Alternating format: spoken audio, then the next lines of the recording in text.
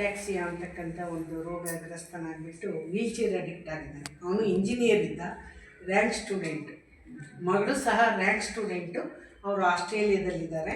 ಮಗಳು, ಅಳಿಯ ಅವರೆಲ್ಲ. ಇಷ್ಟು ನನ್ನ ಸಂಕ್ಷಿಪ್ತ ಪರಿಚಯ. ನಾನೀಗ ನಿವೃತ್ತ ಶಿಕ್ಷಕಿಯಾಗಿದ್ದೀನಿ. ಹೀಗೆ ನಾನು ಕೆಲವೊಂದು ಕಾರ್ಯಕ್ರಮಗಳಲ್ಲಿ ಭಾಗವಹಿಸೋದು, ನಾನು ವಚನಗಳನ್ನು, ಸಾವಿರಾರು ವಚನಗಳನ್ನು ನಾನು ಬರೆದಿದ್ದೀನಿ.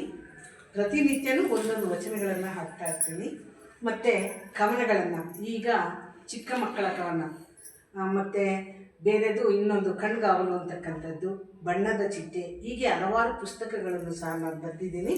ಈಗ ಇದು ಚಿನ್ನದ ಬಾನಾಡಿ ಅಂತ ಹೇಳ್ಬಿಟ್ಟು ಮೈಸೂರು ಪಬ್ಲಿಕೇಶನ್ನಿಂದ ಅದನ್ನು ಮಾಡಲಿಕ್ಕೆ ನನಗೆ ಸಮಯದ ಅಭಾವ ಇರೋದ್ರಿಂದ ಅವನ್ನೆಲ್ಲ ಪ್ರಿಂಟ್ ಮಾಡಿಸಿಲ್ಲ.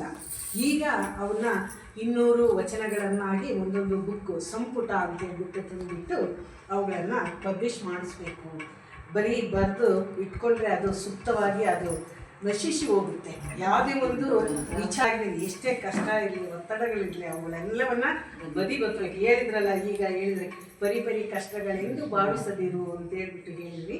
ಅದನ್ನು ಕೇಳಿದಾಗ ನಿಜವಾಗ್ಲೂ ಸುಳ್ಳಲ್ಲ, ನಾನು ಎಷ್ಟೋ ಒತ್ತಡಗಳಿಂದ ಇಲ್ಲಿಗೆ ಬಂದೆ. ನಿಮ್ಮೆಲ್ಲರನ್ನು ನೋಡಿಬಿಟ್ಟು, ನಿಮ್ಮೆಲ್ಲರ ಒಂದು ಗೀತೆಗಳನ್ನು ಮತ್ತು ಇವೆಲ್ಲವನ್ನು ಕೇಳಿದಾಗ ನನಗೆ ತುಂಬ ಮನಸ್ಸಿಗೆ ಆಹ್ಲಾದ ಉಂಟಾಯಿತು, ಪರಮಾನಂದ ಉಂಟಾಗಿದೆ. ನಾನು ಸಹ ಇಂಥ ಒಂದು ಇದರಲ್ಲಿ ಭಾಗವಹಿಸಬೇಕು ಅಂತ ಆಗ್ತಾ ಇದೆ ಮನಸ್ಸು.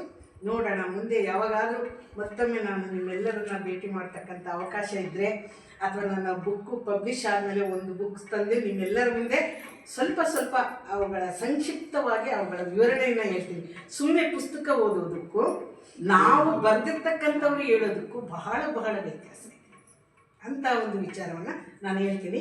ಆಮೇಲೆ ಶರಣರ ದಾರ್ಶನಿಕ ತತ್ವಗಳು ಅಂತ ಹೇಳ್ಬಿಟ್ಟು ನಾನು ಆಸ್ಟ್ರೇಲಿಯಾದಲ್ಲಿ ಒಂದು ಆರ್ಟಿಕಲನ್ನು ಬರೆದೆ. ಅದು ಪರ್ತ್ ಅಂತಕ್ಕಂಥ ಇದರಲ್ಲಿ ಪಬ್ಲಿಷ್ ಮಾಡಿ, ನಾನು ಹೋಗಲೇ ಇಲ್ಲ, ದೂರ ಅಂತೇಳಿ 4000 ಕಿಲೋಮೀಟರ್ಸ್ ಡಿಸ್ಟೆನ್ಸ್ ಫ್ರಮ್ ಆಸ್ಟ್ರೇಲಿಯಾದು ಮೆಲ್ಬರ್ನ್.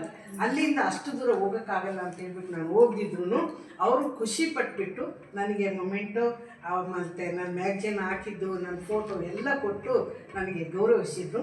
ಅಂಥ ಒಂದು ಇದನ್ನು ಯಾಕೆಂದರೆ ವಚನಗಳ ಬಗ್ಗೆನೇ ಹೇಳೋದ್ರಿಂದ ನಾನು ನನ್ನ ಬಗ್ಗೆ ಹೊಗಳ್ಕೊಂತಿದ್ದೀನಿ ಅಂದ್ಕೊಳ್ಬೇಡಿ. ವಚನಗಳನ್ನೇ ನಾನು ಹೇಳೋದ್ರಿಂದ ಅದರ ಬಗ್ಗೆ ನಾನು ಹೇಳಿದೆ ಅಷ್ಟೇ, ಮತ್ತೇನು